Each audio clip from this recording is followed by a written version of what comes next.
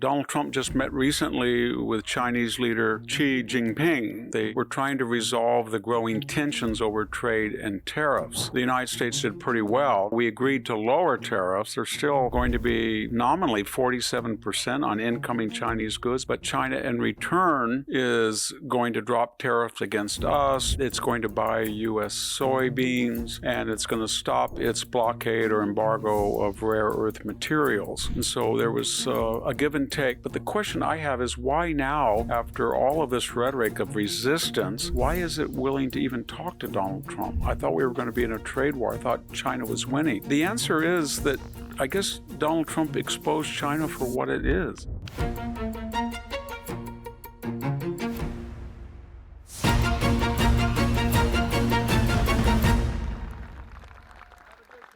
America is going through a higher education transformation where students are realizing that what they want and need is a place that doesn't stifle their intellectual freedom. Standing out among the few graduate programs that value viewpoint diversity is Pepperdine's University School of Public Policy, where I've taught the last 2 years. Their Master's of Public Policy is both applied and practical, preparing the next generation of leaders to participate in government agencies, the business sector, and think tanks. Pursue your MPP at Pepperdine. Daily Signal listeners qualify for an automatic 50 to 75% tuition scholarship and can learn more at go.pepperdine.edu/Daily Signal. It's go.pepperdine.edu/Daily Signal. Hello, this is Victor Davis Hanson for the Daily Signal. Donald Trump just met recently with Chinese leader Xi Jinping, and they had a mini summit of sorts, not a long one, but they were trying to resolve the growing tensions over trade and tariffs.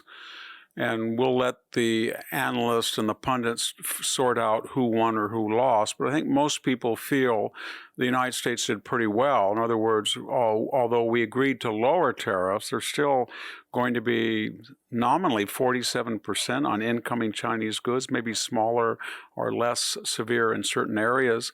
But China in return is going to drop tariffs against us, restrictions about sending things into China, it's going to buy U.S. soybeans, and it's going to stop its blockade or embargo of rare earth materials. And so there was a give and take. But the question I have is, why now is China willing, after all of this rhetoric of resistance, why is it willing to even talk to Donald Trump? I thought we were going to be in a trade war. I thought China was winning. And the answer is that I guess Donald Trump exposed China for what it is. We had been told by people on the right and left, if you gave China leeway, space, exemptions, forget about them cheating on copyrights, patents, forget about them manipulating currency, dumping product below the price of production, cost of production, forget about their Belt and Road neo-imperialistic mercantile system, forget all about that. They were even more insidious.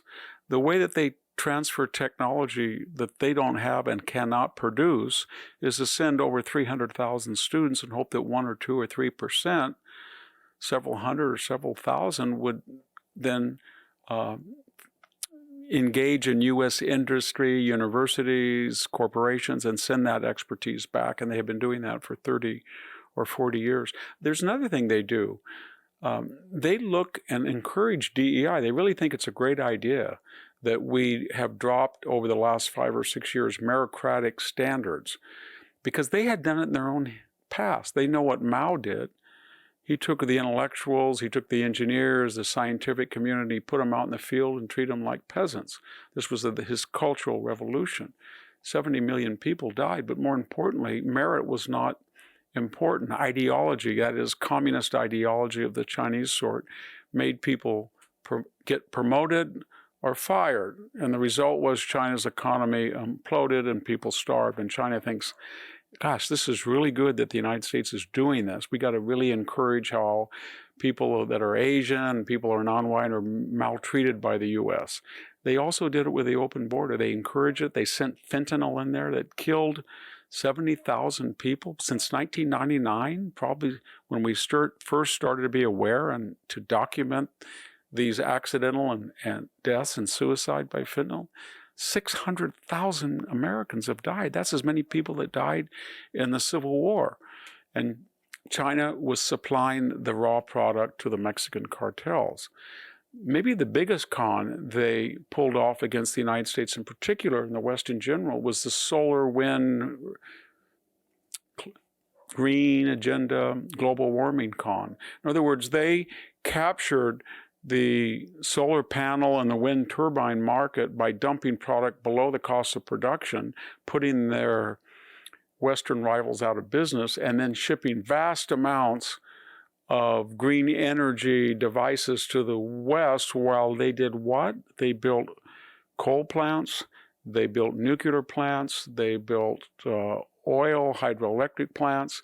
Yes, they had some green energy, but the point I'm making, they wanted us to have high cost, subsidized, and limited amounts of energy while they did just the opposite and would have more fossil fuels at their disposal for cheaper and more efficient energy and would further dominate the world global market.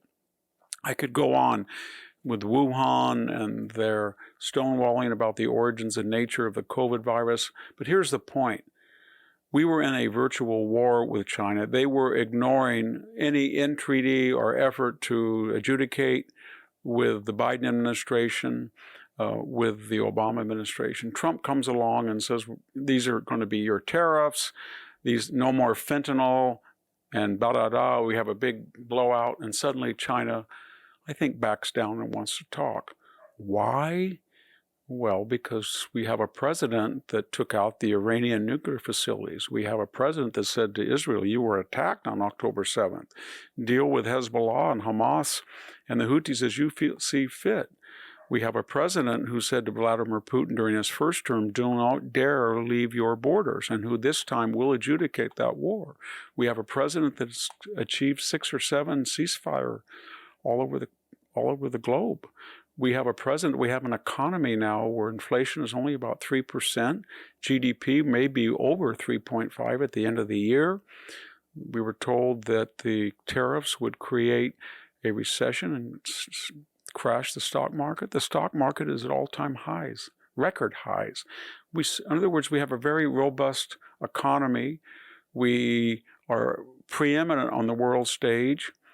Our military does not have a shortfall as it did in 2023 of 40,000 soldiers. We are completely met all of our recruitment. We're looking at all new types of weaponry, smaller companies, drones, artificial intelligence, robotics. It's a very dynamic time both in the civilian sphere and in our military. Add it all up and China says to itself, oh my gosh, we thought that the Americans were asleep. We kept poking it and we woke this dragon up. And all of a sudden they think, you know what? We better be careful about buying farmland next to U.S. military bases. I thought they didn't care or they were too weak to stop us. We got to be careful about sending balloons across the United States. They'll shoot it down in 2 seconds.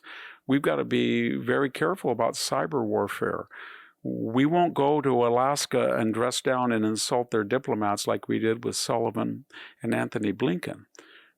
In other words, China is trying to be nice to us because it's afraid, because it understands that the United States always had the potential as a free, consensual society to be more dynamic, stronger, and have a much greater role in the world. And then by our own volition, by our own lack of confidence, by our own divisiveness, we adopted policies that China encouraged because they knew they would weaken us, and suddenly that's all gone with the wind.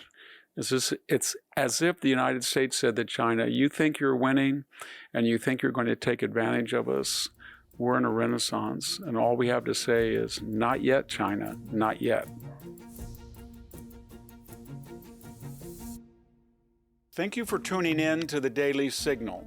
Please like, share, and subscribe to be notified for more content like this. You can also check out my own website at victorhanson.com and subscribe for exclusive features in addition.